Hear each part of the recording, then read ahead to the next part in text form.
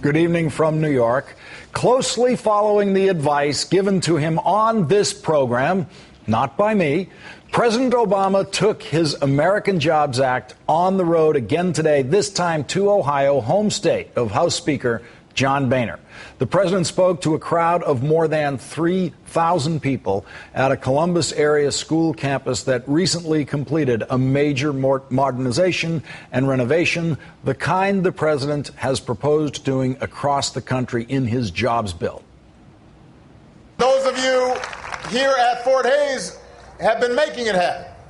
See, a few years back, you decided to renovate this school. And you didn't just repair what was broken. You rebuilt this school for the 21st century with faster internet and cutting-edge technology. And that hasn't just created a better, safer learning environment for the students.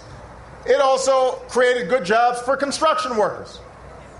You just heard Tom say it's created over 250 jobs for masons and concrete workers and carpenters and plumbers and electricians. And many of those jobs are filled by the good people of Columbus, Ohio. There are construction projects like these all across the country just waiting to get started, and there are millions of unemployed construction workers who are looking for a job. So my question to Congress is, what on earth are we waiting for? Republican leaders in Congress may have sounded conciliatory when President Obama first announced the American Jobs Act, but they have become predictably critical of the bill since the president announced how he wants to pay for it by asking high-income earners, corporate jet owners, oil companies, and hedge fund managers to pay more in taxes. That's basically all he's proposing here. Temporary stimulus to be paid for later by permanent tax hikes. Today at a jobs summit in Washington, House Majority Leader Eric Cantor said he would be willing to consider tax cuts for businesses, but dismissed the other proposals in the American Jobs Act and, of course, the revenue proposals to pay for it. In Ohio, the president kept the legislative strategy simple. In his 16-minute speech, he called on Congress to pass this bill 18 times, a call that was echoed campaign style by the crowd. There is work to be done. There are workers ready to do it. So let's tell Congress, pass this bill right away.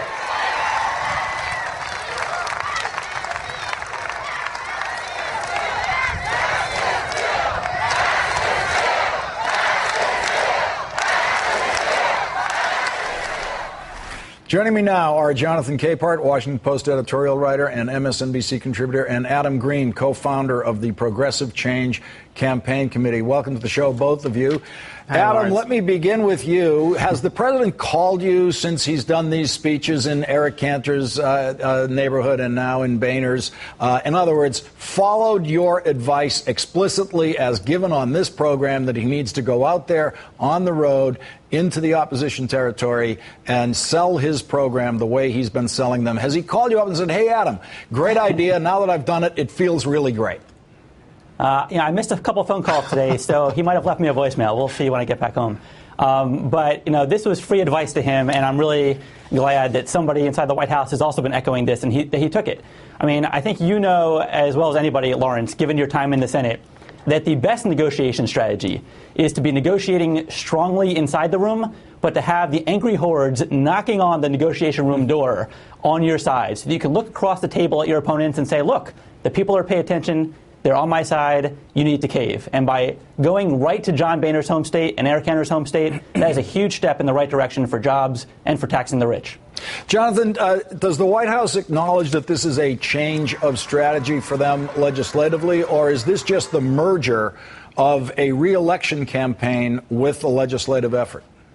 No, I think it's a recognition that if they want to get this done, they are going to have to change the way they've been doing things. There are some things that are different this time from previous efforts by the president to get a do-or-die bill passed.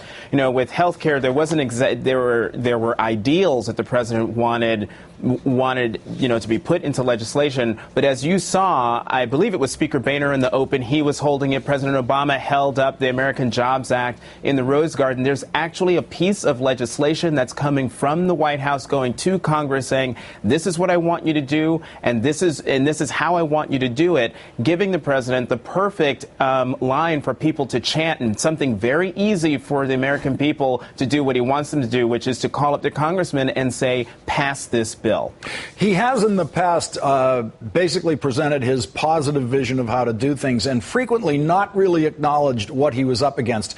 That was different in the Rose Garden yesterday. I want to go to a clip of the Rose Garden where he actually referred specifically to a Republican aide on Capitol Hill saying, why should we do this for Obama, and took that on directly. Let's listen to this. Already yesterday there were some Republicans quoted in Washington saying that even if they agree with the proposals in the American Jobs Act, they shouldn't pass it because it would give me a win. Give me a win? This isn't about giving me a win. This isn't about giving Democrats or Republicans a win. It's about giving the American people a win. It's about giving Ohio a win. It's about your jobs and your lives and your futures, and giving our kids a win.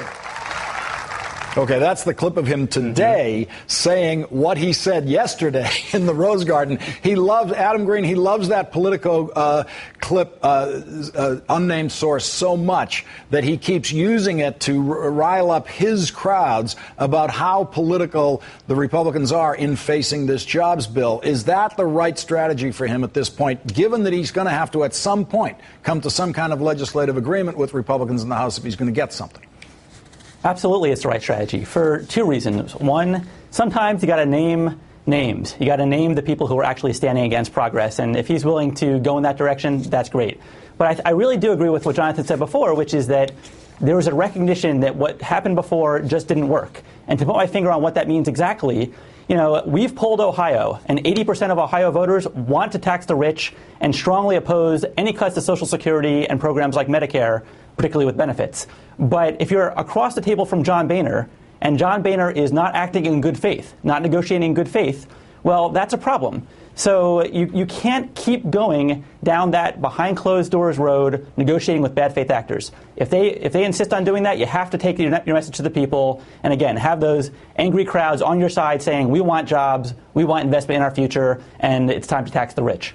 Yeah, Jonathan, I have to say, when I saw him use that in the Rose Garden and refer to he and Joe Biden looking at it just before coming out, it was one of those moments where the politician is pretending to be outraged by this comment, but he's actually treating it like a political gift, because look at how I can expose my opponents for what they are. They don't care about jobs. They just care about the politics. But on the politics of this, Jonathan, when do we cross the line here into defining this as re-election campaigning? It's starting to get tricky because the DNC is now starting to run ads that follow where the president has gone on this trip. Well, look, the two entities, the West Wing and the DNC, are two completely different operations. If the Democratic National Committee wants to piggyback on something, on an official presidential event, fine, that's what they can do.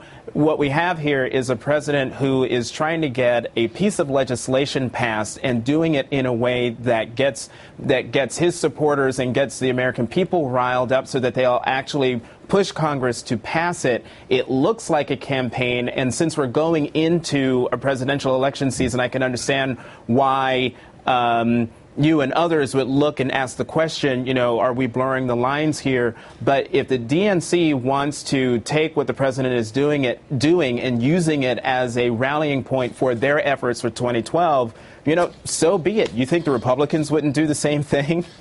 Adam Green, where does the president go from here? How does he actually get action moving in the Congress? Well, literally, I hope he goes to Kentucky from here, which is should be next on his stop. That's Mitch McConnell's home state. But look, I just want to be very clear. If campaign-related pressures are, getting this White House to do the right thing, so be it. Again, overwhelmingly, independent voters, Democratic voters, even Republican voters do not want to cut vital benefits and do want strong investment in jobs. So I think that the more that this president takes this debate outside of Washington, keeps the pressure on Republicans to cave, that's a winning strategy for him, and that both helps him policy-wise and for the election. MSNBC contributor Jonathan Capehart, and now de facto presidential advisor Adam Green, co-founder of the Progressive Change Campaign Committee. Thank you both very much for joining me tonight. Thanks, Lawrence.